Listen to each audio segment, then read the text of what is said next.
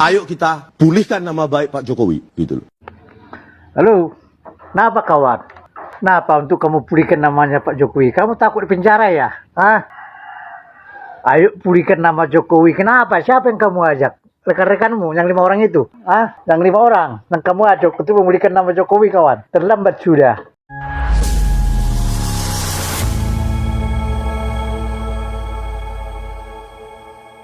Assalamualaikum warahmatullahi wabarakatuh, saudara-saudaraku sebangsa dan setanah air. Dimanapun kalian berada, semoga kalian selalu dalam kondisi sehat walafiat ya.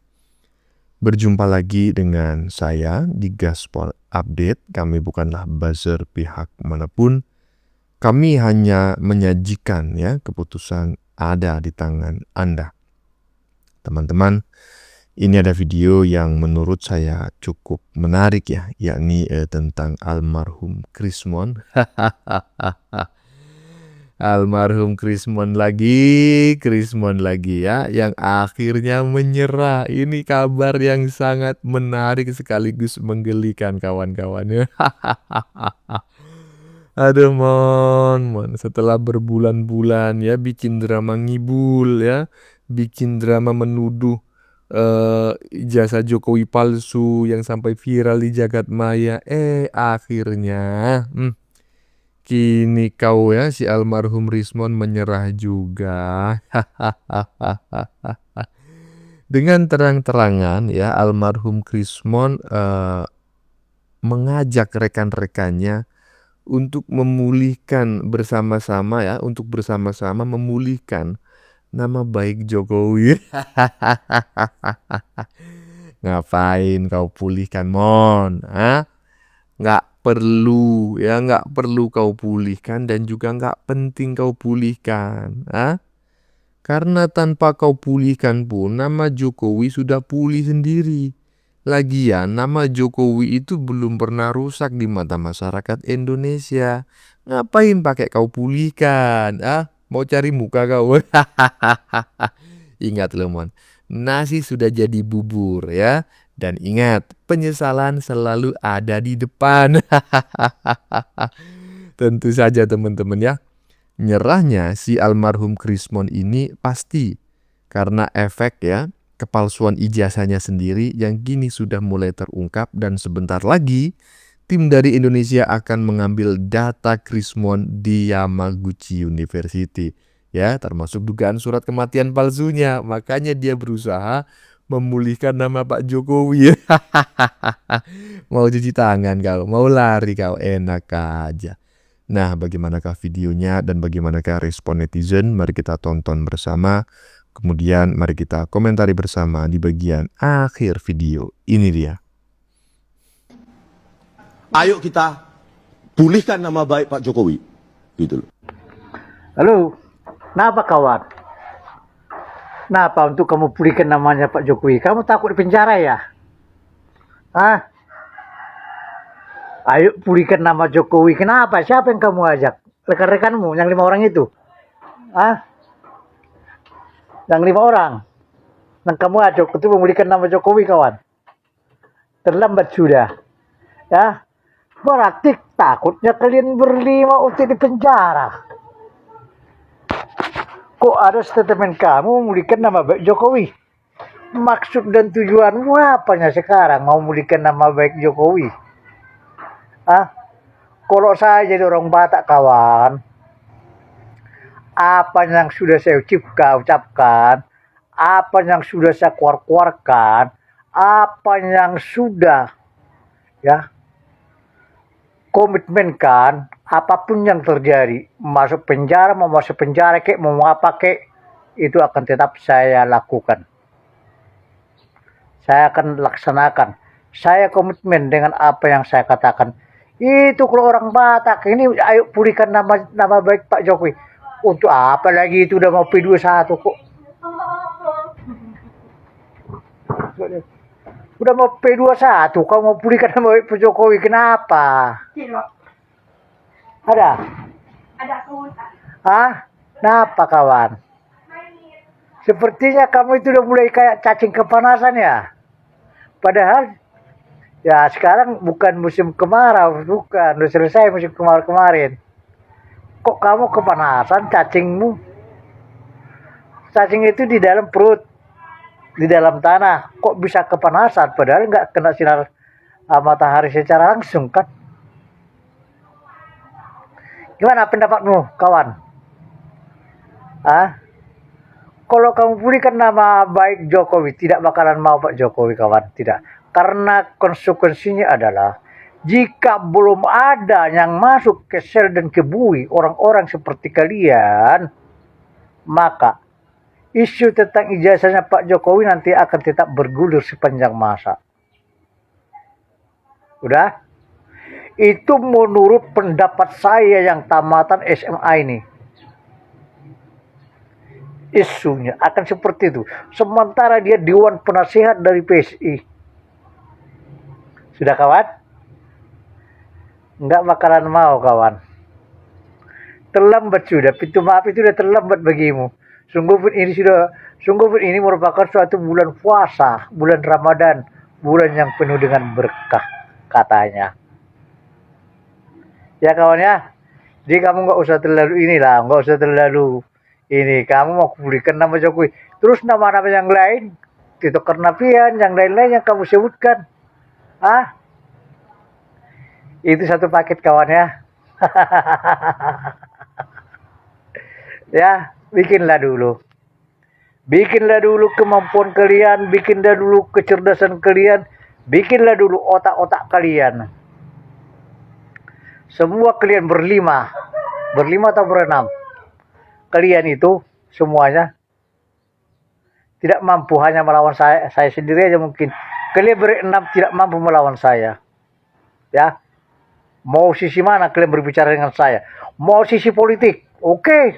Walaupun saya hanya politik kacang goreng, politik warung kopi. Mau sisi apa kamu berbicara? Mau sisi hukum? Ya, walaupun saya hanya melihat pintar dari Google dan Google Mbah Google. Mau mana lagi? Mau sisi ekonomi? Iya, boleh. Bisa kita lihat dari YouTube nantinya. Udah? Udah respon? Jadi nggak usah lah. Kalau kalian berkuar-kuar lah. Karena setahu saya tinggal 1 bulan. 1 bulan lagi akan, ini sekarang bulan puasa, 1 bulan lagi akan menjelang Ramadan atau Hari Raya Idul Fitri. Lewat dari itu nantinya kalian sudah berada di tempat tertentu. Kalian sudah berada dan berdiam pada suatu tempat tertentu, suatu tempat khusus untuk kalian yang klaster pertama. Oke? Sip, mengerti? Ya. Ya, oke, udah. Gitu aja saya kira semuanya. Ya, saya tertawa. Kadang-kadang saya tertawa melihat kalian. Nggak ada lu, nggak rame. Ya kan Resmon? Nggak ada lu, nggak rame. Gitu aja. Ya, yuk. Tapi nggak ada lu, nggak rame. Tapi otak-otak kalian borong-borong semua. Itu yang membuat orang geram. Salam. Bravo. Hahaha. Nggak ada lu nggak rame mon. Ya, tapi otak kau itu sengklek. Ya, itulah yang bikin orang geram. Nah, iya. Nah, menurut teman-teman gimana? Ya, bukan tentang pernyataan netizen barusan ya, bukan pernyataan bapak-bapak barusan, ya, tetapi pernyataan Krismon di bagian depan yang meminta ya salah satu rekannya yaitu siapa itu? Pengacaranya Mbah Egy ya, Ibu Eli Daneti untuk bersama-sama memulihkan nama baik Pak Jokowi. Kenapa mon? Keder kau? Keder? Ketahuan ijazahmu yang palsu? Ketahuan kau memalsukan akta kelahiran. Saya heran teman-teman ya, kok ada orang yang senekat si Krismon ini. Pertama, dia nekat memalsukan akta kelahiran, akta kematian ya. Kemudian dia nekat memalsukan ijazahnya sendiri yang tidak lulus Yamaguchi University seolah-olah lulus Yamaguchi University. Udah gitu, dia menuduh ijazah Jokowi palsu dan gak berhenti di situ. Dia menuduh ijazah Gibran SMA itu gak ada. Dengan kata lain, Gibran gak lulus SMA. Coba bayangin. Saya tidak mengerti bagaimana kondisi psikologi orang macam kayak gini. Ini menarik menjadi bahan kajian teman-teman psikologi ya. Karena ini adalah salah satu anomali terkoclak di dunia ini. Lanjut. Anda melaporkan Rismon Sianipar atas dugaan pemalsuan ijazah S2 dan S3. Apa dasar dan bukti awal yang membuat Anda mengambil langkah hukum tersebut? Banyak sekali bukti untuk itu ya. Jadi saya tidak bisa memberikan informasi seperti itu karena itu nanti kan sudah masuk di barang bukti yang ditampilkan. Yang jelas bukti itu sangat kuat, termasuk juga dari Universitas Yamaguchi. Jadi itu sangat kuat sekali untuk itu. Oke. Ya. Baik, jika ada pertanyaan kemudian ini ingin mengaburkan esensi Nah, ini pertanyaan kasus yang saya kemudian harus digeser. menjelaskan. Kalau tadi istilahnya geser Saya gawang. harus menjelaskan kepada publik. Inilah istilah kalau kita bilang dugaan ini, maling teriak maling, gitu loh. Ya, benar kata tadi Bang Rifai mengatakan ya, kalau ini memang ini ternyata dugaan ini betul, itu akan meruntuhkan mereka semua. Ya, menurut saya ya, pertanyaan ini nggak usah lah disampaikan, nggak usah ditanyakan kepada Andi Azwan. Apa alasan Anda melaporkan si almarhum Krismon? Ya banyak lah, ya kan? Jangankan Andi Azwan, ya saya saja yang bukan siapa-siapa bisa menilai bahwa sepertinya 100.000 triliun % si Krismon itu adalah ahli digital forensik abal-abal. Dia memang benar-benar lulusan dari Jepang, bukan dari Yamaguchi University, tapi Yamapanchi University. Aduh. Lanjutkan Andi Azwan ya. Lanjutkan sampai kita nanti menengok bareng-bareng si Krismon itu mendekam di balik jeruji besi dalam waktu yang tidak singkat ya. Lanjut. Tunjukin aja Pak Jokowi, apa susahnya sih? Lah iya, makanya tunjukkan aja ini loh kayak gini tadi nih. Ya kan? Ya transkrip nilainya aja saya berani menunjukkan nih dia. Ya, transkrip nilai. Suburb. Excellent. Ini kan tangan basah ini. Ngapain sih cuma transkrip nilai aja, bukan untuk mendaftar pekerjaan juga kita, ya kan, kalau memang ada kan gitu, ya kan bukan aib itu apa susahnya. Nih udah penyetaraan nih ya, untuk pendidik nih penyetaraan ya. Di saat yang bersamaan juga Rismon itu live streaming. Dia perlihatkan ini ijazah saya, ini saya punya transkrip nilai, ini saya punya sertifikasi SK penyetaraan, padahal di situ sertifikasi pendidik beda ya. SK penyetaraan dengan sertifikasi pendidik dua hal yang berbeda. Itu beliau sampaikan. Nah, saya penasaran ini orang loh, kok bilang SK penyetaraan tapi tertulis sertifikasi dosen. Nah, ini kan kita sebagai orang yang paham dengan barang ini, kita telusuri gitu. Dua hal yang berbeda soalnya. Cocok gitu. Sampai akhirnya aku dapatkan satu kesimpulan bahwa siapapun alumni luar negeri itu berkewajiban untuk membuat SK penyetaraan jika dia punya kepentingan untuk menggunakan identitas akademiknya itu dalam konteks kelembagaan yang ada di Indonesia. Oh, wajib itu ya? Wajib. Publik memang administrasi negara kita seperti itu. Kalau Anda mau ditempelkan identitas akademik Anda dari luar negeri, maka harus memiliki SK. Kalau dia SMA, maka surat keterangan. Kalau dia perguruan tinggi, surat keputusan penyetaraan. Itu dua hal yang berbeda gitu. Nah, yang menariknya adalah ketika aku pergi ke satu situs resmi miliknya pemerintah, seluruh alumni luar negeri, spesial alumni Jepang, spesial alumni Yamaguchi, baik dari tahun 90-an sampai dengan belasan, yang kemudian statusnya sebagai PNS, sebagai dosen, sebagai pejabat, ada namanya. Rismon ini kan dosen di UNRAM. Otomatis kalau dia mau kembali ke Indonesia untuk kemudian memproses proposisi doktornya, apalagi dia memiliki surat sertifikasi dosen itu, sertifikasi pendidik, di mana namanya di situ tertera doktor. Karena kalau dia bukan tidak setarakan, maka dia PhD. Kalau dari Jepang atau dari luar negeri kebiasaan seperti itu. Tapi kalau mau tulis doktor, maka dia harus melakukan penyetaraan dulu. Lah, nama Rismon Hasihorang Sianipar nggak ada. Nggak ada sama sekali. Yes. Bertepuk sebelah tangan. Bertepuk sebelah tangan.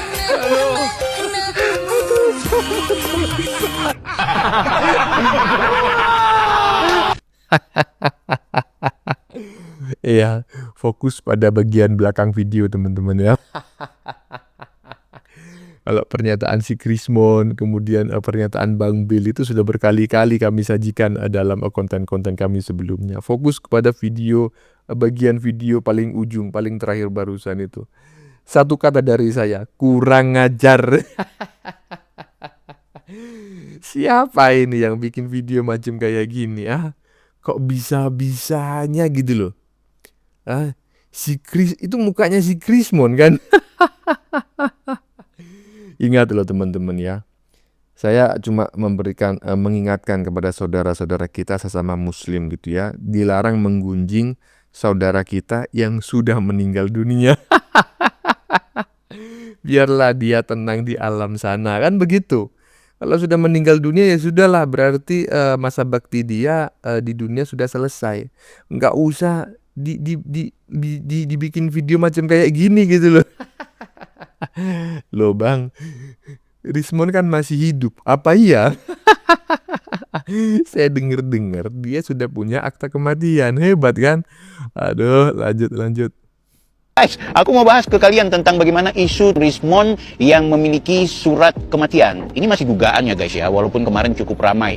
Bang Bil, kenapa Anda juga ikut meramaikan itu? Ya, memang sejak Farhad Abbas mengeluarkan informasi, di mana di saat rakyat bersuara, Farhad mengatakan Rismon Sianipar itu jahat ya. Selain dia diduga ijazahnya palsu, ternyata juga dia memalsukan surat kematian tentang dirinya. Wow, sontak itu langsung jadi viral guys. Nah, sebenarnya aku mau diskusi dengan teman-teman, video ini barangkali bisa menggambarkan apakah ini bisa dipercaya informasi tersebut, atau jangan-jangan ini cuma akal-akalan seorang Farhad yang dongkol sama Rismon Sianipar.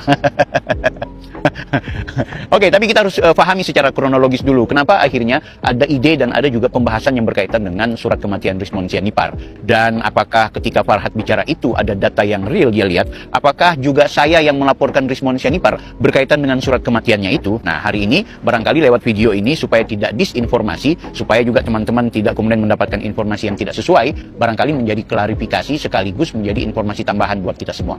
Kalau saya jujur, saya ingin katakan bahwa sesungguhnya info tentang Rismon Sianipar memalsukan kematiannya, ya, jadi dia memalsukan bahwa dirinya itu sudah mati gitu, sudah meninggoy ya. Beliau sudah meninggoy dunia dan dibuatlah surat keterangan yang dikirimkan kepada pemerintah Jepang. Nah, ini menarik. Kenapa dikirimkan ke pemerintah Jepang? Jadi gini guys, sekali lagi ini kita bicara kronologi dan juga informasi yang barangkali dicocokkan dengan informasi tentang adanya SK kematian dari Rismon Sianipar. Soal benar dan tidaknya di penghujung video ini teman-teman akhirnya bisa diajak berpikir dan kemudian kita bisa menyimpulkan, dan tentunya ini akan kembali kepada kebijakan kita semua dalam memahami setiap isu.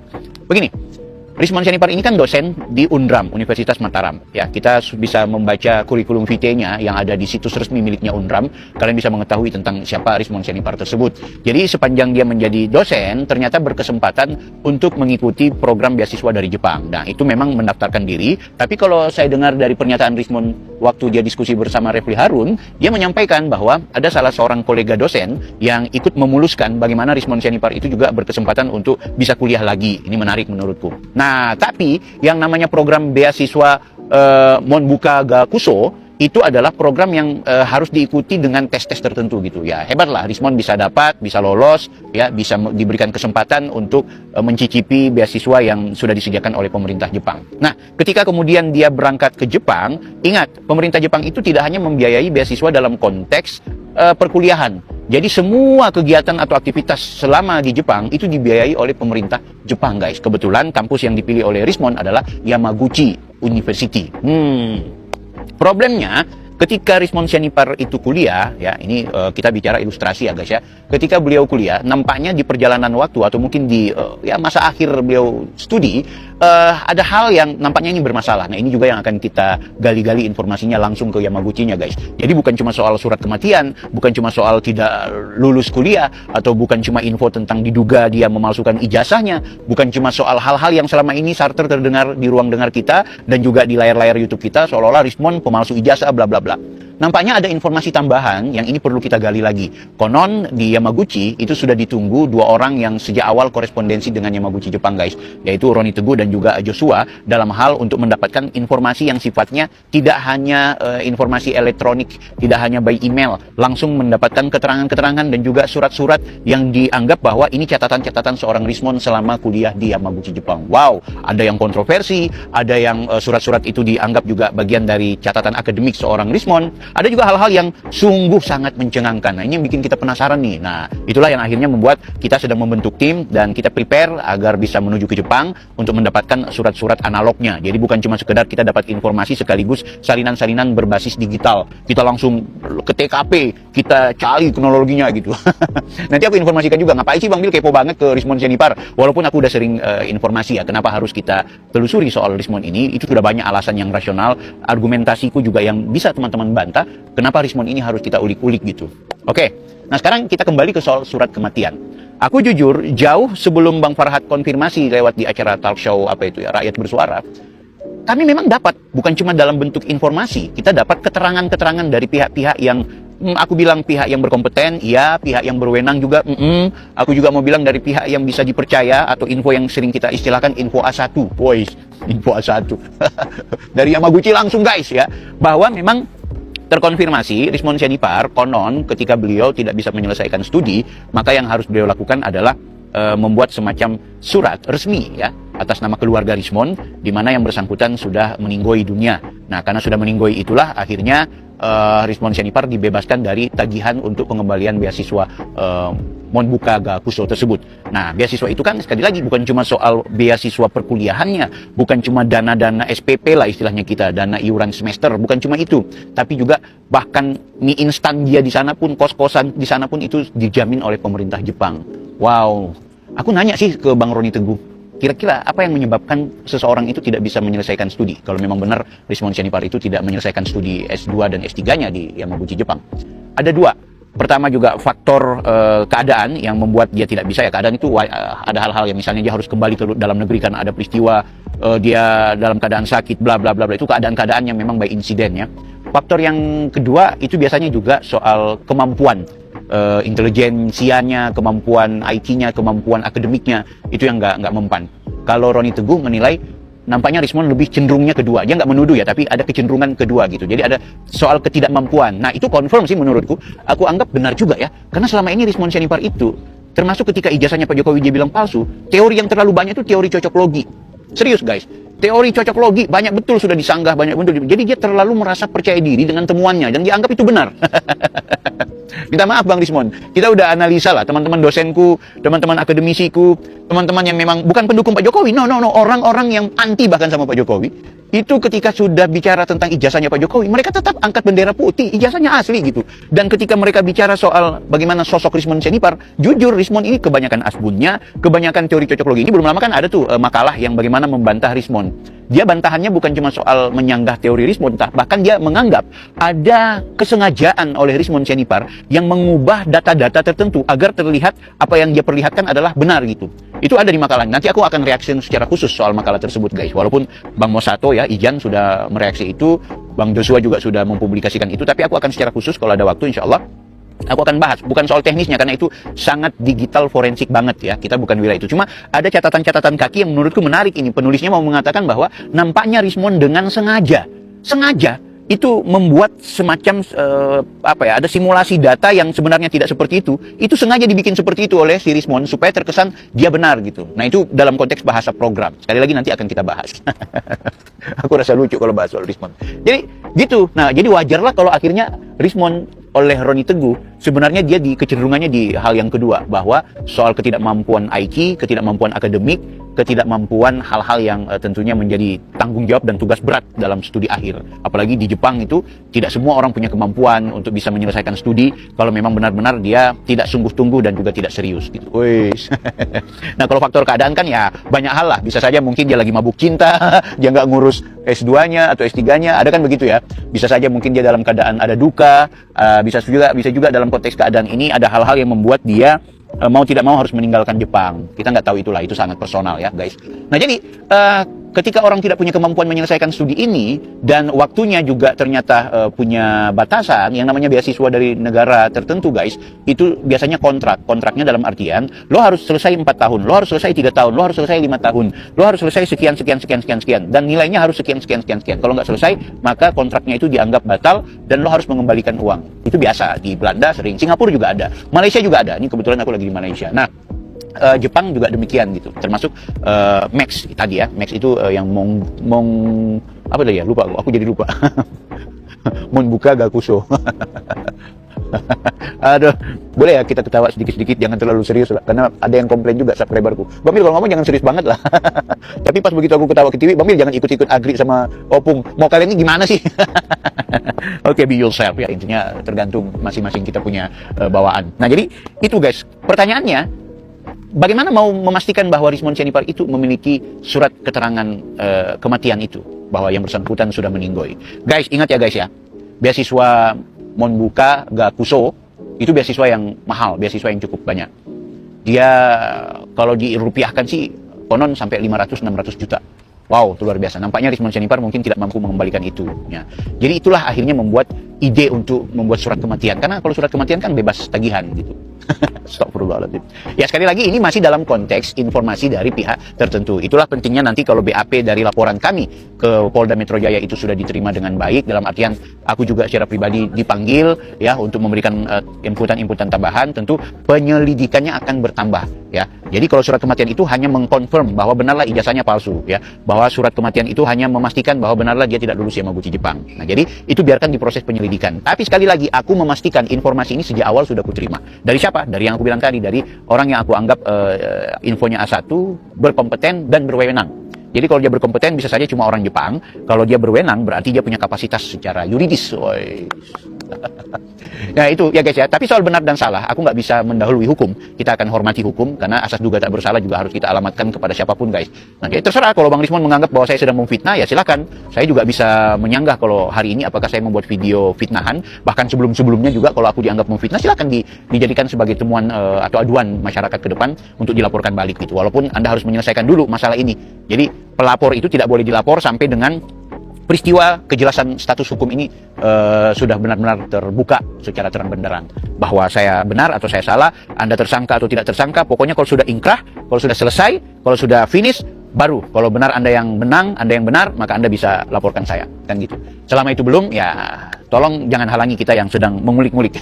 Bang Mil baru mengulik-ngulik? Enggak, sudah lama kita ulik-ulik gitu. Nah, problem yang kedua adalah kenapa harus kita ulik Rismon Sianipar? Emang siapa dia? Guys, berulang kali aku sampaikan kepada kalian semua bahwa Rismon Sianipar ini menggunakan identitas akademik untuk membohongi rakyat dan membohongi majelis hakim. Ini kejahatan ya. Jadi kalau jadi duga atau memang benar ijazahnya palsu, berarti Rismon Sianipar melakukan kejahatan di ruang publik dan kejahatan di majelis hakim. Termasuk juga kejahatannya di kampus-kampus yang kemudian dia pernah menjadi dosen di sana, kan gitu. Nah, jadi kejahatan ini tidak perlu menunggu orang yang merasa secara langsung tersakiti atau siapa saja di antara kita lihat, loh, ini orang ngaku tahu dia nggak lulus Yamaguchi, kok dia jadi saksi kemudian menganggap dirinya sebagai doktor, menganggap dirinya sebagai ahli. Wah, ini jahat nih, nggak bener nih. Nah, itu kita akhirnya muncul. Loh, ini orang nggak pernah lulus, nggak pernah mendapat gelar doktor dari Yamaguchi, kok mengaku punya ijazah Yamaguchi? Wah, palsu ini. Loh, terus kenapa dia teriak-teriak ijazahnya Pak Jokowi palsu? Ah, ini kan jahat banget ini, maling teriak maling ini jahat ya. Nanti kan ibuku ya, TMT, maling apa MTM, maling teriak maling ya. Akan ada tuh ibuku, tidak lama lagi. Tidak perlu pakai tulisan ilmiah, tulisan apa adanya, tapi membongkar beberapa fakta yang dianggap akhirnya Rismon confirm dia tidak lulus Yamaguchi Jepang. Itu ada. Ini ada orang teriak-teriak Wapres Gibran SK penyetaraannya bermasalah. Wapres Gibran dianggap tak lulus SMA. Wapres Gibran harus dimakzulkan. Loh, dia sendiri tidak pernah membuat penyetaraan ijazahnya, tapi ngaku-ngaku di persidangan KIP bahwa dia itu lolos dan juga mendapatkan SK penyetaraan. Dia memiliki sertifikat pendidik sebagai doktor, yang seharusnya dia PhD, nggak boleh dibilang doktor. Kemudian dia mengajar sebagai dosen, yang kemudian juga mendapat tunjangan dari sertifikasi dosen itu. Loh, ini orang selama kuliah atau selama di Jepang kan tetap terima APBD atau APBN, terutama APBN. Dia menerima gaji dari kampusnya. Kan dia selama terbang menjadi mahasiswa kan tetap digaji sebagai dosen, guys. Kan seperti itu. Dapat juga beasiswa dari Jepang. Loh, ini orang makan duit rakyat, makan duit APBN, dan bisa saja ada APBD, bisa saja kan dosen-dosen itu kadang-kadang juga ada dana APBD dari pemerintah setempat yang kemudian memberikan bonus dan lain-lain sebagainya. Bisa saja kemudian dia juga ini orang yang tidak hanya mencicipi uang negara, bahkan mendapat fasilitas negara. Loh, kok bisa ini orang seperti itu padahal dia sendiri tidak lolos, padahal dia sendiri tidak pernah buat SK penyetaraan, sementara dia keluar-keluar tentang orang lain. Akhirnya kita konflik, masyarakat kita berkelahi, kita cuma disuruh, udah kejahatan saya nggak usah dipikirin, kejahatannya Jokowi aja yang dipikirin. Ya syukur-syukur kalau memang Jokowi itu ada yang jahat, memang benar yang namanya Gibran ini memanipulasi, memang benar kalau yang namanya Pak Jokowi itu ijazahnya palsu, ya kita akan dengar loh, ini mereka benar, ini mereka Jokowi itu orang pemilik ijazah asli, kampusnya sudah menerima, mengatakan, memastikan bahwa Jokowi alumni, yang namanya juga Gibran sudah dipastikan dari MDIS, yang namanya Gibran juga memiliki SK penyetaraan, yang namanya Gibran itu sudah lolos verifikasi KPU, sudah jadi wakil presiden yang disahkan oleh Mahkamah Konstitusi. Ada orang seperti ente yang punya masalah secara akademik dan juga punya masalah secara psikologi yang mengganggu ketertiban umum, kita harus laporkan. Bagaimana menurut kalian? Kita berjumpa di video berikutnya. Saya Bang Bil, Offside. Like and follow. Laporkan Bang Bil, laporkan. Ya, itu banyak pasalnya itu, ya kan? Berbohong di muka umum, menyebarkan berita palsu, ya kan? Iya. Kemudian menyebarkan berita hoax, ya kan? Kemudian memalsukan ijazah, memalsukan akta kematian, itu semua kan dokumen negara ya. Iya, dokumen itu, memalsukan dokumen itu. Ini Rismon ini nanti ya, almarhum Rismon ini kalau benar-benar dia masih hidup ya. Karena saya ragu gitu loh, jangan-jangan yang kita saksikan selama ini itu adalah hantunya itu. Kalau benar-benar masih hidup ya, si Krismon ini, almarhum Krismon ini akan mendapatkan hukuman yang tidak sebentar. Ya, seharusnya dia dihukum ya, kalau diakumulasi semua pasal-pasal itu kan pasal-pasalnya berlapis tuh, itu bisa sampai 50 tahun loh. Nggak ada Bang di Indonesia, paling lama 20 tahun atau seumur hidup, setelah itu hukuman mati. Ya udahlah ya, hukuman mati aja. Gimana menurut teman-teman ya? Silakan tulis pendapat Anda di kolom komentar, baik Anda yang setuju maupun yang tidak setuju dengan isi konten ini. Sebelumnya saya memohon maaf ya jika dalam penyajian konten ini ada kata-kata yang menyinggung, kurang tepat penggunaannya, atau ada data yang dianggap keliru atau salah. Saya memohon maaf yang sebesar-besarnya. Kita jumpa lagi di lain video. Salam NKRI.